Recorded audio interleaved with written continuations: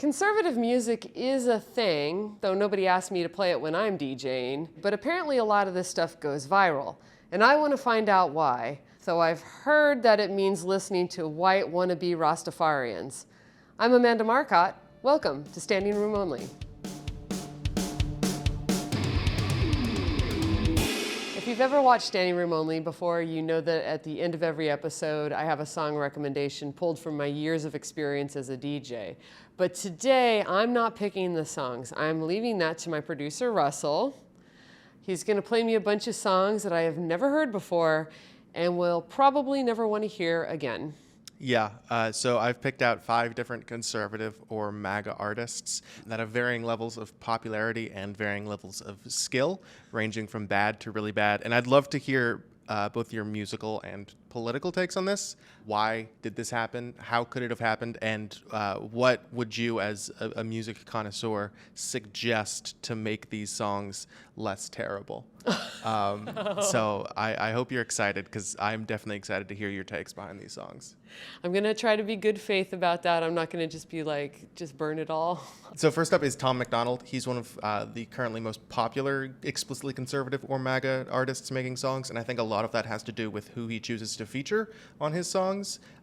So this is one of his more recent songs from January. It's called Daddy's Home, and it's featuring none other than Roseanne Barr. Oh. So, oh no. yeah. Oh no. We won, you mad, it's done, too bad, boo-hoo, so sad. Now your daddy's home. They try to cancel me and say that I'm a racist. Yes, okay. Roseanne Barr just started rapping. Screw Eminem, I'm Roseanne. So I'd love to hear your take so far in the song. I was really hoping that Roseanne was not going to rap. As soon as I saw her on screen, You don't think she's a natural born rapper? I was like, this could go 2 ways. There could be the way that's preferable, which is Roseanne doesn't rap. Yes. And then there's what happened. Is, kind of being the hype man is probably better, more her speed, Yeah. for sure, I have some questions. What does pap mean?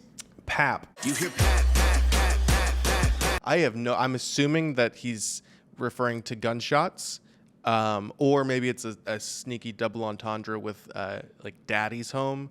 Maybe pap is a different term for daddy, or maybe he's talking about pap smears. Maybe he's really excited about women's gynecological health. I mean, he is up in everyone's vagina, both in the sexual assault way and, the metaphorical, taking away your rights way. So, fair, pap, pap, pap. Oh, God. Also, just if we could circle back to the daddy's home of it all. What a weird thing. I can't imagine doing a song calling anybody daddy, let alone the president of the United States. That's just kind of pathetic behavior on Tom MacDonald's part. Real rap artists would never, ever in a million years say daddy's home and not believe that their audience would immediately be like, well, that's a sexual thing. Yeah. And I think some rappers would lean into that. They'd probably be daddy. Yeah. Or, I'm sure, a lot of... Sean Paul has a song where Yeah. he does the daddy mommy thing. It's Exactly. sexy when he does it because Yeah. he's not Donald Trump. He's hot. And also, yeah, you're imagining Sean Paul. Now, of course, Tom MacDonald's guests do get better. He also has songs featuring other artists, including the acclaimed musician Ben Shapiro.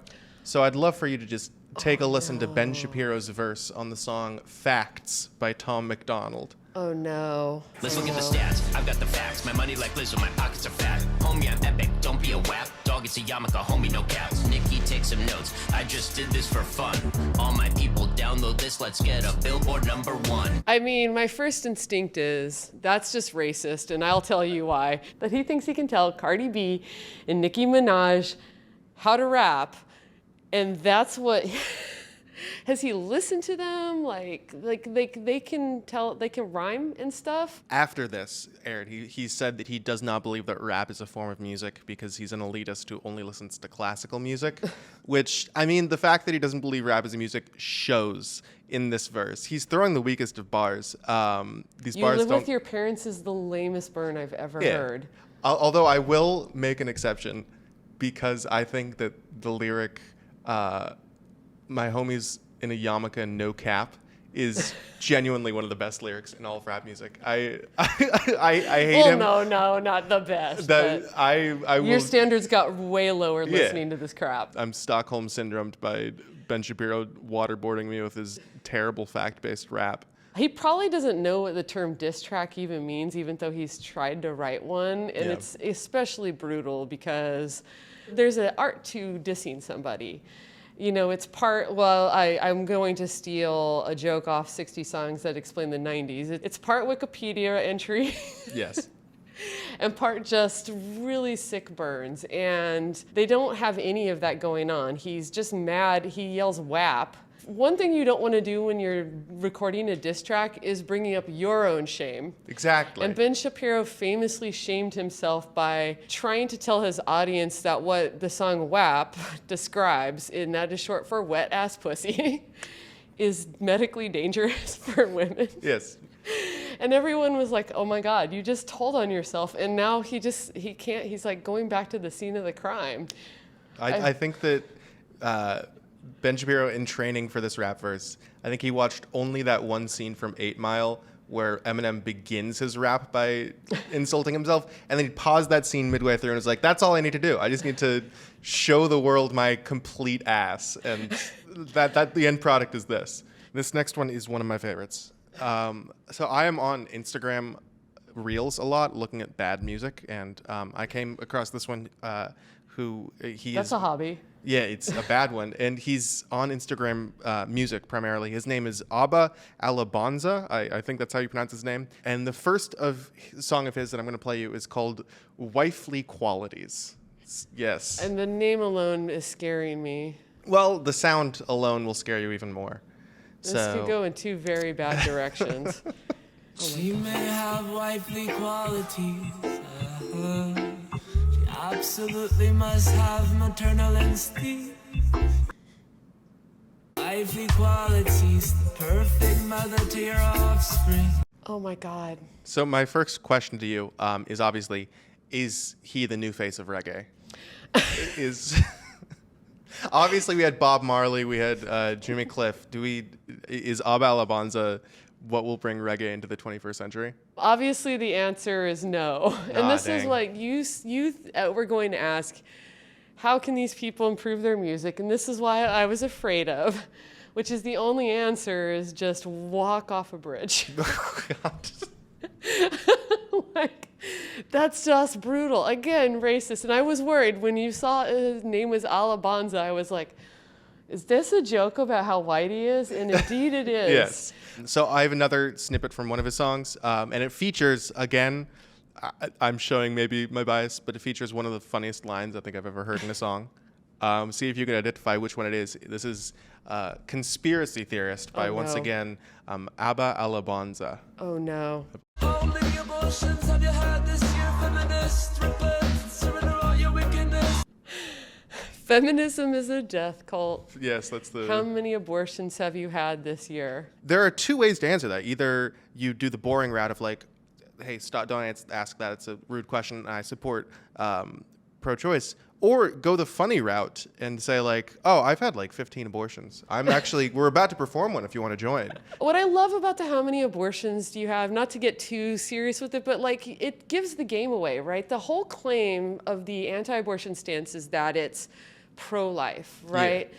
But actually what they're trying to say is you're a slut, you have a lot of sex, and that is bad. And abortions is basically, when they say how many abortions, they mean how many sexes have you had this year. Exactly. And I feel like, again, telling on themselves, because it's like, indeed, I get laid. Yeah. Thank you. So our next artist is more explicitly MAGA. There is a concern that like conservative music can be cultish, particularly toward Donald Trump. And I want to assure you that not all conservative music, MAGA music, is cultish. So here's one by Natasha Owens from last year called Chosen One. God gave us a warrior for such a time as this. I'm standing with the chosen one. He's only human like you and me. So Trump may not be perfect, but he has been chosen by God to be the imperfect vessel for God's will. That's like a normal thing to write a song about, right? I have many thoughts. Please. First, we want to talk about the political rhetoric of this because this is a very classic fascist like thing that MAGA does, which is they are joking. Yeah. It's a troll, right? They're trying to like get a reaction, and she's like, "Oh, I'm not saying he's the chosen one," but you know he kind of is. Yeah. But what's funny is they're not joking. Like, she's pretending she's joking, but this is actually seeding the ground to push this idea, unfortunately, that he actually is religiously chosen and prophesized, which a lot of these people believe. I mean, she literally includes a clip in the video of Trump saying, "I am a chosen one." I am the chosen one. You can't get more explicit than that. Yeah, and again, there are many ministers who are out there straight up saying that Donald Trump is a prophet. But also, God, on the music, here's the thing. Before we were rolling, I was like, we need to talk about the fact that there is good conservative music. It's country western music. There's a lot of country western artists. I will defend as artists, but who are conservative people. So you would think that it would be easy to get good musicians on a country song about Donald Trump. And yet, nonetheless, that is the worst banjo player I've ever heard in my life. And the production, it's like mostly, it's supposed to be a country song, but that was just mostly synthetic instruments. Yeah. And I think that's part of the process for a lot of this conservative music is it's not made with the intention of being good. It's made with the intention of pushing it out as quickly as possible in order to appease the Trump base or appease the conservative base. Don't they want something more? I guess not. I think there's like this weird aspect of MAGA where it's mediocrity for its own sake. Yes. Like Donald Trump has the worst taste in music and he blasts it at all of his rallies. Now, so once in a while there'll be a good song in there, but he likes Cats, the musical. I think part of it is that so many songs are corrupted by the fact that they're made by liberal musicians that they feel like they can't enjoy it. Like, I think Bruce Springsteen is a quintessential example. Like, you have millions of conservatives who now have to pretend that they don't like Bruce Springsteen. They want to throw out all the woke Taylor Swifts and Bruce Springsteen and good musicians and like populate their conservative pop culture bubble with only music about Trump or how women have to have wifely qualities or whatever. It actually breaks my heart because I grew up in a very conservative part of the country, but the one thing people really loved was music. Country western music, rock music, but you know, folks liked good music. I was brought up with good music, and it's unfortunate that because of politics, people are turning away from this thing that they should love. Yes. Fortunately for you, this is not the only song we have toward the Big Daddy Trump. We have another song, and it's another artist with a terrible beard, so we're 2 for 2 there. His name is Forgiato Blow, and he claims to have pioneered a new genre of hip-hop called MAGA rap. And this is a song... Nope, that's not going to be a thing. I don't know. But this is a song you might have heard of the RNC last year. It's called Trump, Trump, Baby. So it's just somebody else's song. But November 5th, we going crazy. November 5th, we going crazy. Amber Rose also offering literally nothing to this song. Red pill poppin', swerving in the Trump. Republican 4G, Antifa knows what's up. Okay, well, if Amber Rose wants to be with a MAGA guy, she could just go back to Kanye. Yeah. Like, he wouldn't rhyme system and victims. Yeah.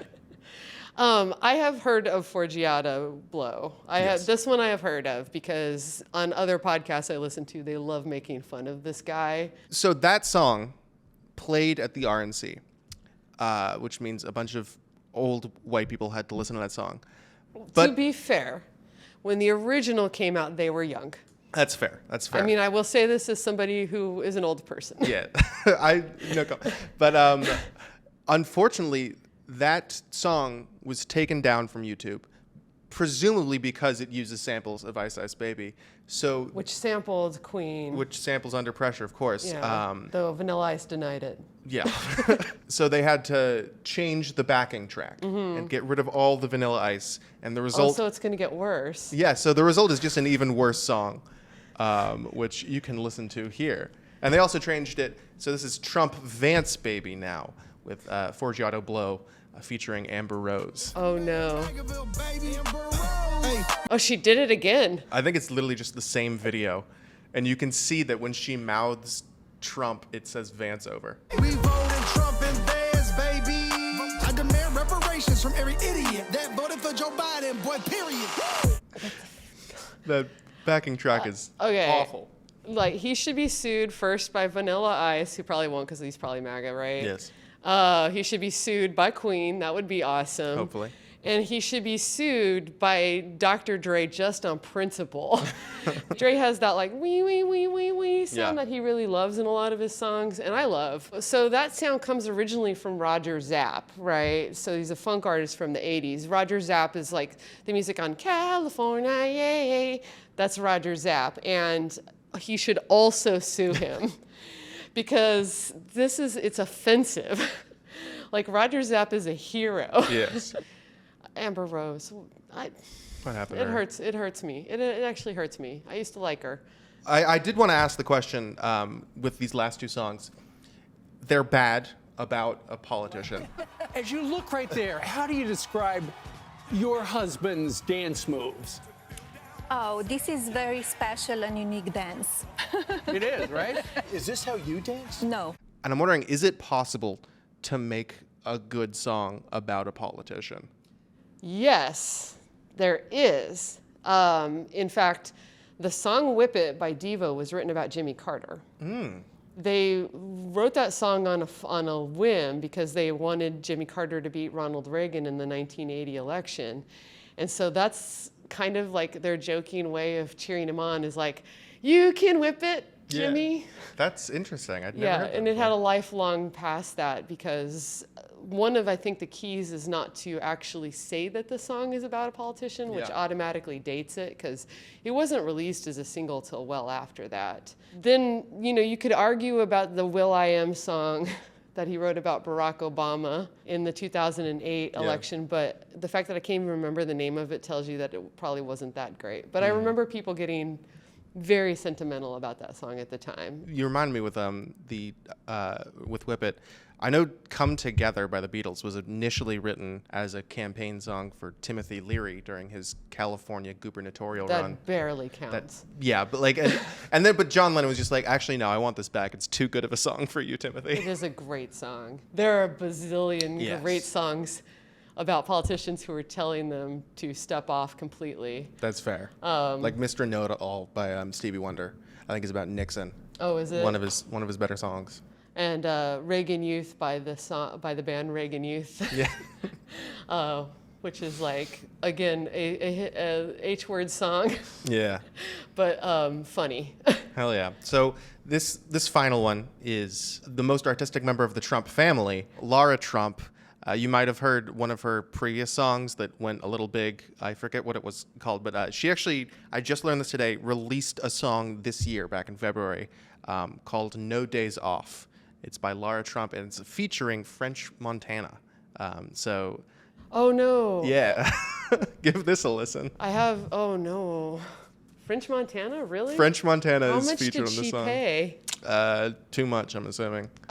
Think of this as a reboot. I'm more than meets the eye.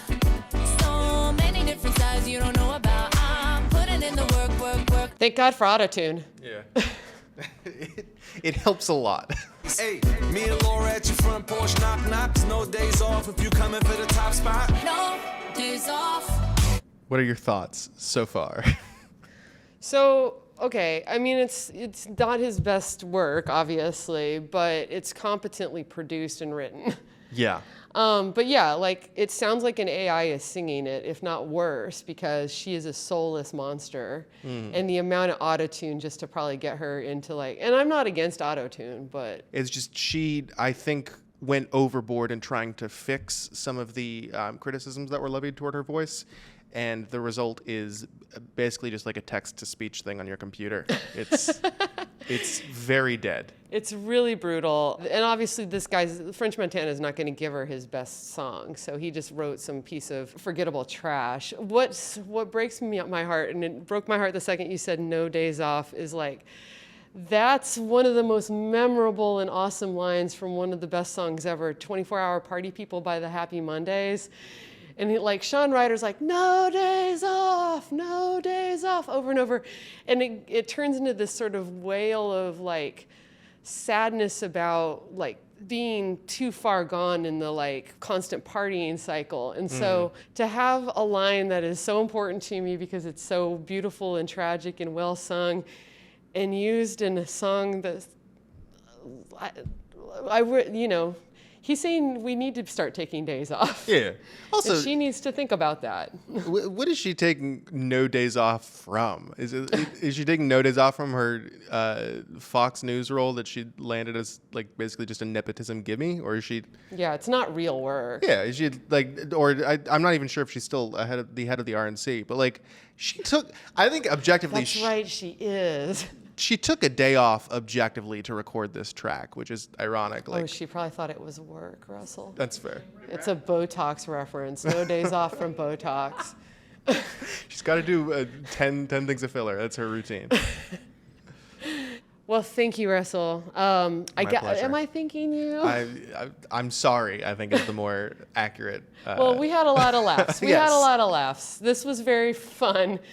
That was a lot, but don't worry, we do have a refresher. I'm still doing Encore this week, and we have a genuinely good song recommendation for you. Hey folks, coming to you from Latchkey Records in Philadelphia. That's my partner's record store. I want to give you this week's song recommendation. It is Bonzo Goes to Bitburg by the Ramones. Most people, when they think of the Ramones, they think of their 1970s music. Like even I Wanna Be Sedated came out in the 70s, technically. I would say that in a lot of ways, people think of them as the first true punk band. But what a lot of people don't know about the Ramones is that they continue to put out excellent music. Bonzo Goes to Bitburg is on their 1986 album Animal Boy. It is one of my absolute favorite Ramones songs. I like to sing it at karaoke. It is a song about Ronald Reagan, so that really just goes to show how 1980s it was. It's an interesting story, kind of a depressing story, which is Ronald Reagan did this visit to Germany and somehow got talked into, or perhaps wanted to, put a wreath on the grave of SS officers who had died. It turned into this big scandal. A lot of people on the left saw it as like a nod to maybe fascistic tendencies. I think that was a little bit overrated, but it's an interesting thing to think about now because we have a president, a Republican president, who actually is like that, does think that like that, and would absolutely do it for those exact reasons. So the song has kind of gotten a new life. Even though it's about Reagan, I often kind of think of Bonzo as Donald Trump. But it's also just a beautiful song. It really shows off Joey Ramone's songwriting skills in the 80s. He got very good at writing these like beautiful, lush melodies. So Bonzo Goes to Bitburg by the Ramones. It's on Animal Boy. Thank you. If you want more Standing Room Only episodes, please hit the subscribe button on YouTube. Standing Room Only started as a newsletter and it's free to read. Click the link to subscribe. I love tips. These political battles are playing out in our local communities, your family, your school, your neighborhood. If you have a story, go ahead and drop me a line, leave it in comments, and don't forget to subscribe.